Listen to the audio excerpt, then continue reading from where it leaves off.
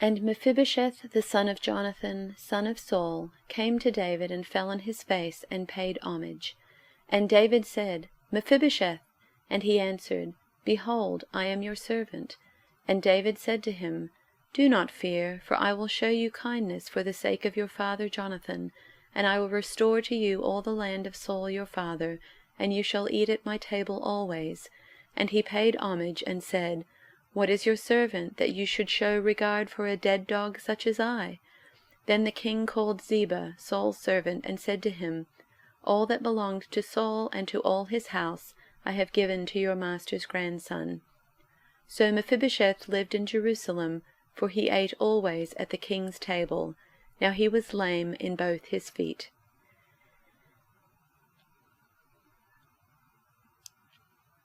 Mephibosheth, son of Jonathan, son of Saul, came to David, and fell on his face, and did obeisance. David said, Mephibosheth. He answered, I am your servant. David said to him, Do not be afraid, for I will show you kindness for the sake of your father Jonathan. I will restore to you all the land of your grandfather Saul, and you yourself shall eat at my table always. He did obeisance, and said, What is your servant, that you should look upon a dead dog such as I? Then the king summoned Saul's servant Ziba, and said to him, All that belonged to Saul and to all his house I have given to your master's grandson. Mephibosheth lived in Jerusalem, for he always ate at the king's table. Now he was lame in both his feet.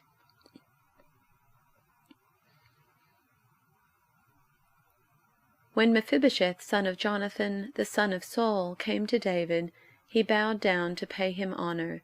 David said, Mephibosheth. At your service, he replied.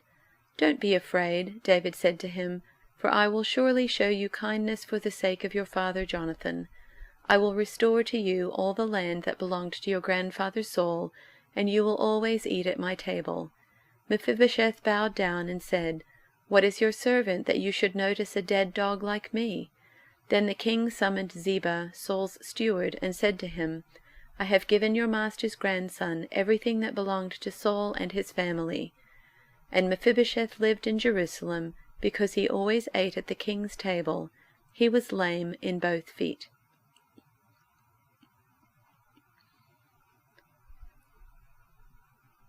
His name was Mephibosheth. He was Jonathan's son and Saul's grandson.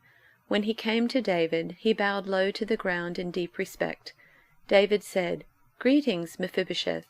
Mephibosheth replied, I am your servant. Don't be afraid, David said. I intend to show kindness to you because of my promise to your father Jonathan.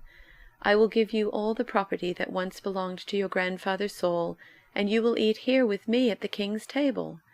Mephibosheth bowed respectfully and exclaimed, Who is your servant, that you should show such kindness to a dead dog like me?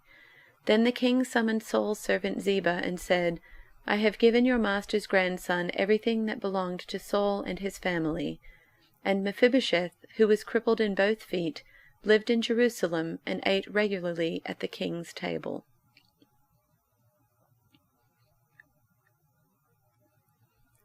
When Mephibosheth, son of Jonathan, who was the son of Saul, came before David, he bowed deeply, abasing himself, honoring David.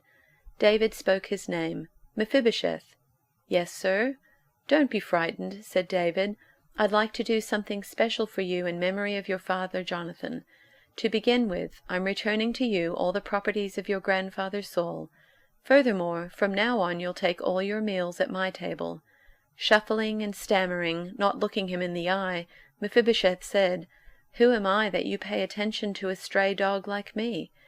David then called in Ziba, Saul's right-hand man, and told him, Everything that belonged to Saul and his family I've handed over to your master's grandson. Mephibosheth lived in Jerusalem, taking all his meals at the king's table. He was lame in both feet.